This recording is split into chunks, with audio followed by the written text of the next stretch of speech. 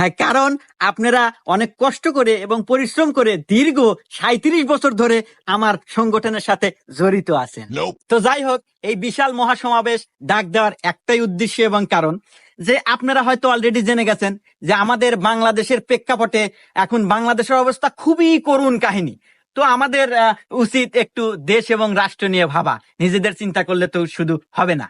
আপনারা হয়তো দেখে আসতেছেন যে দীর্ঘ 37 বছর হলো আমরা সবাই গ্রাম পর্যায়ে খেলা করতেছি। তো আমাদের এখন উচিত একটু রাষ্ট্র পর্যায়ে খেলা করা। হ্যাঁ, তাতে আপনাদের মতামত কি?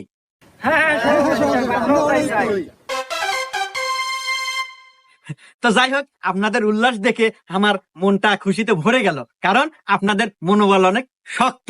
তো যাই হোক, দেখেন আমাদের কিন্তু ক্ষমতার কোনো কমতি নাই।